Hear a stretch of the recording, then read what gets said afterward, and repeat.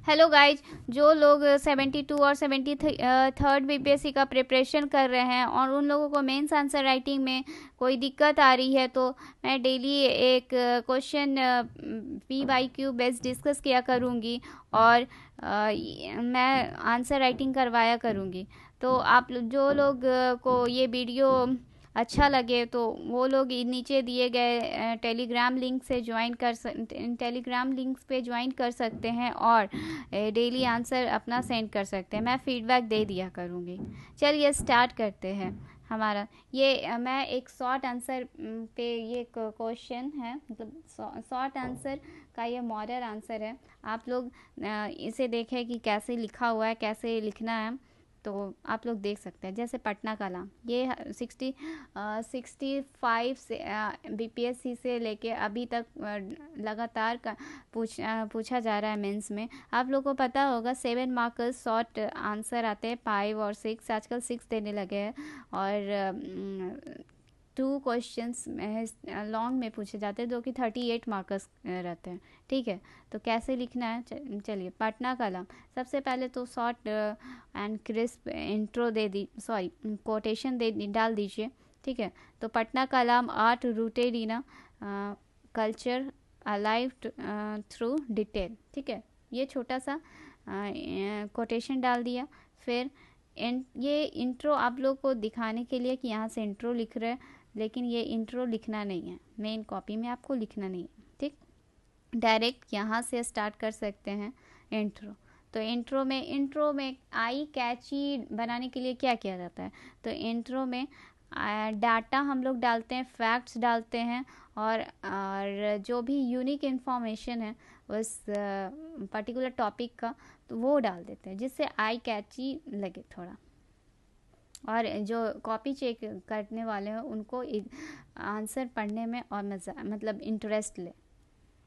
ठीक है, तो देखिए क्या लिखा हुआ है। Patna Kalam painting emerge in late 18th to 20th century जो which focuses on the commoner rather than the royalty. तो ये इस पटना कलाम जो पेंटिंग है वो 18th-20th सेंचुरी में इमर्ज होता है और ये फोकस करता है कॉमनर्स पे, कॉमनर्स के लाइफ पे।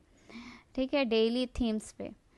और उस समय मतलब ये उस पेंटिंग को यूनिक बनाता है, क्योंकि सारे जो पेंटर्स थे वो लोग फोकस करते थे रॉयल्टी पे, लेकिन ये फोकस करता था कॉमन पीपल पे। ठीक, तो अब इसका ऐसे शॉर्ट एंड क्रिस्प इंट्रो लिख देंगे। फिर इसका कैरेक्टरिस्टिक, मतलब बॉडी, यहाँ से बॉडी स्टार्ट किया जाता है। ठीक, यहाँ से बॉडी स्टार्ट करना है, बॉडी। तो बॉडी में कैरेक्टरिस्टिक, मतलब जो भी पूछा जाए तो यहाँ पे हम लोग कैरेक्टरिस्टिक इसका देख लेंगे।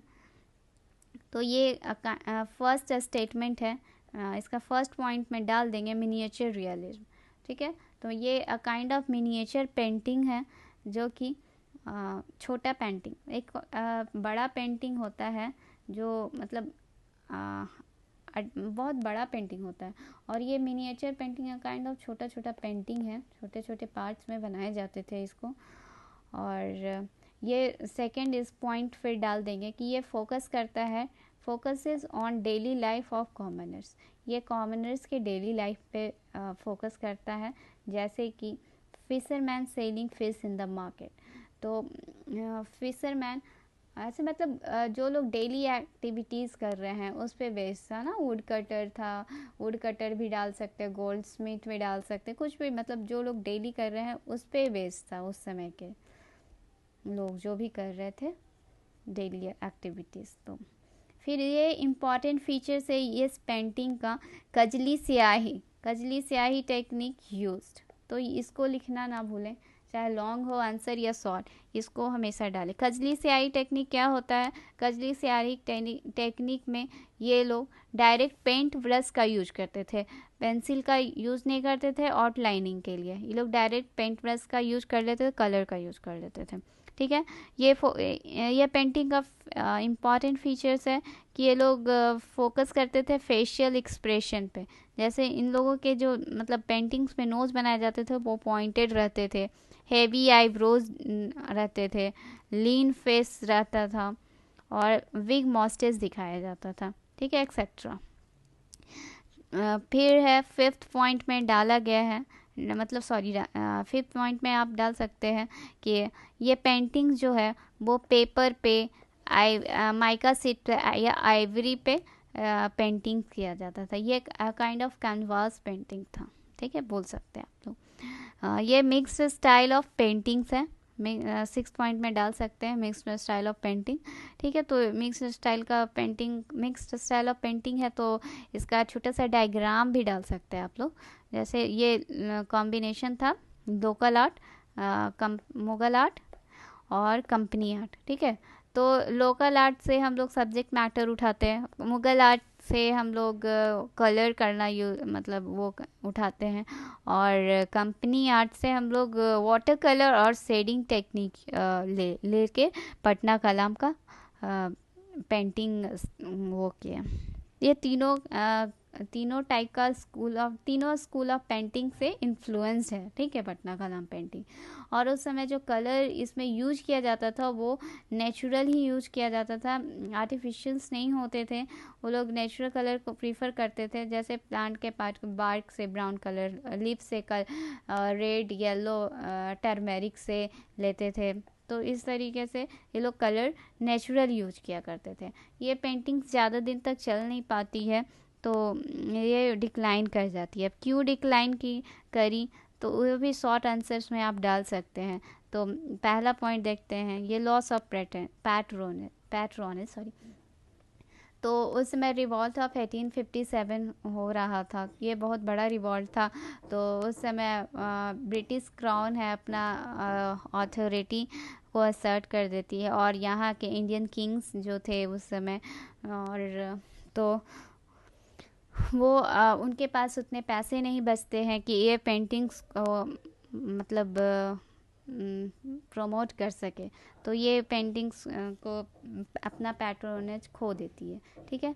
इसके अलावा बहुत सारे इन्वेंशन हो रहे थे, तो फोटोग्राफी का इन्वेंशन हो चुका था, तो लोग इसकी तरफ ज़्यादा अट्रैक्ट नहीं हो पा रहे थे। और फिर ये पेंटिंग्स में इनोवेटिव भी नहीं थी, तो ये इसमें यहाँ पे इनोवेशन नहीं था, तो ये एक कारण हो सकता है डिक्लाइन होने का। उस समय इकोनॉमिक क्राइसिस चल रहा था, तो लोग ये पेंटिंग्स पे ज़्यादा ध्यान नहीं दे रहे थे, ठीक है। उसके बाद आप छोटा सा कंक्लूजन डाल सकते हैं, 2 पेज भरना है ना, 4 से 5 मिनट में आप ये शॉर्ट आंसर को 2 पेज में भर दीजिएगा।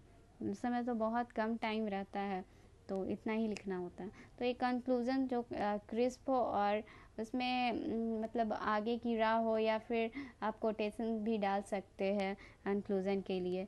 तो ये ऐसे लिखा हुआ है, देखिए, despite of its limited scope, Patna Kalam painting value lies in its honesty and still glorified tradition of Bihar in Patna Museum खुदा वर्क्स लाइब्रेरी। ये छोटा सा ऐसे कंक्लूजन डाल सकते हैं। तो आप लोगों को अगर ये वीडियो अच्छा लगा हो, तो आप लोग टेलीग्राम लिंक ज्वाइन कर सकते हैं। Thank you.